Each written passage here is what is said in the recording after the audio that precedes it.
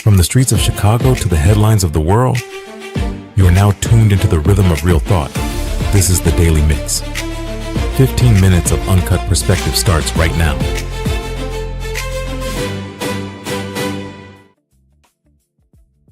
Hey, what's going on, y'all? Welcome back to the Daily Mix. I'm your host, Omari Jahi.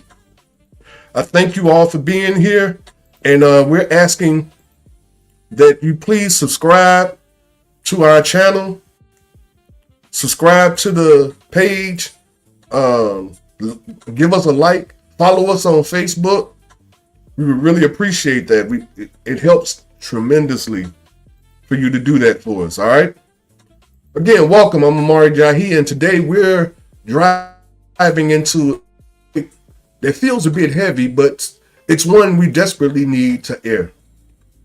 It's the loneliness nobody talks about. We live in a world that worships at the altar of independence. We're told to be self-made, to grind in silence, and to never rely on anyone but ourselves. We've traded the community porch for a private balcony. And we've traded the neighborhood gatherings for a solo scroll on our phones on social media. But here's the uncomfortable truth. In our quest to be completely independent, we've managed to bore ourselves to death.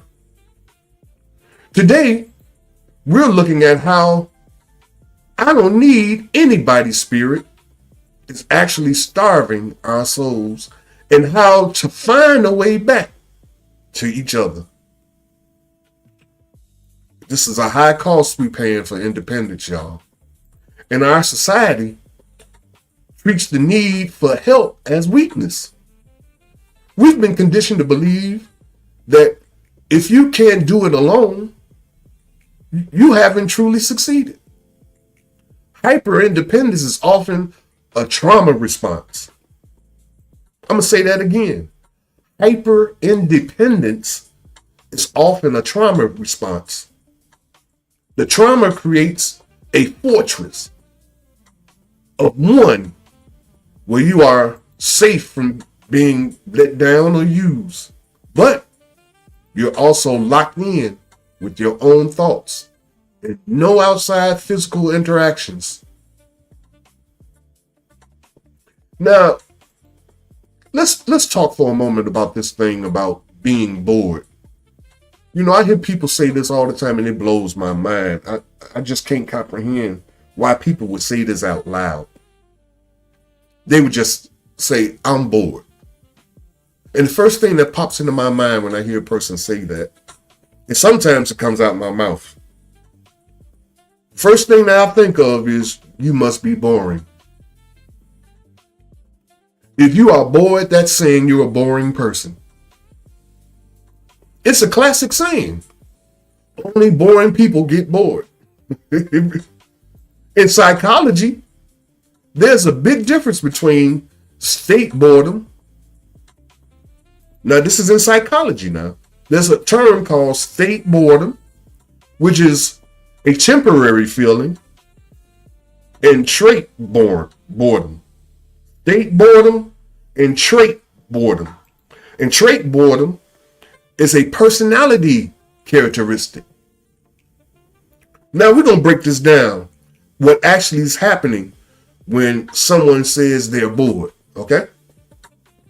Now, boredom is often just a signal from the brain that your current environment isn't challenging or interesting enough to you. Think of boredom like a physical sensation similar to hunger. Hunger tells you to find food, right? Boredom tells you to find mental nourishment.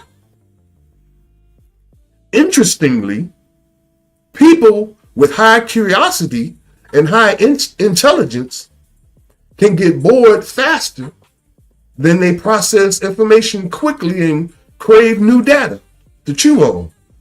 So they they eat and store information so quickly that A lot of times the information ain't coming in fast enough, so they get bored. You feel bored because the world around you feels flat and repetitive. Even the excuse me, even the most fascinating person in the world would get bored sitting in a white room with no windows for 10 hours, wouldn't you? I mean, a boring person, on the other hand, is usually defined as someone who lacks curiosity, doesn't engage with others, or has lost the ability to find interest in the world, around them. When you only rely on yourself, you only hear your own ideas. Life becomes a repetitive loop of your own preferences, routines, and perspectives. Real growth and excitement comes from the friction of other people, their different opinions, their unexpected jokes, and their unique energy. Without that, life becomes a flat, predictable, and incredible, boring experience. There has really been a fast decline of physical space where people gather without an agenda. It used to be the barber shops, beauty shops, community centers, park benches. People be on park benches just having random conversations with strangers. Nowadays, a person say hi to you, you looking at them sideways like they trying to rob you or set you up or something like that.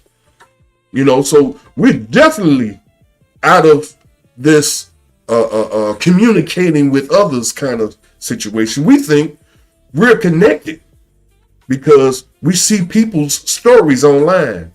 But we're really missing the presence. We're really missing that physical interaction. You can have 5,000 friends online and still have no one to call when your car breaks down or when you just need to laugh until it hurts. Human beings are wired for tribal connections. No one is truly self-made. The food you eat, the clothes you wear, the music you play, they were all created by somebody else. Admitting we need people isn't a failure. It's an acknowledgement of reality. You can't be a deep connection without the risk of needing somebody. We've made life connections that are so convenient. We've actually removed all the accidental human interactions that keep us sane. You don't need a crowd, you need a tribe. People who know your story and aren't just watching your highlights. Look, independence is a great skill, but it's a terrible lifestyle. My challenge for you today is simple. Break the boredom of yourself.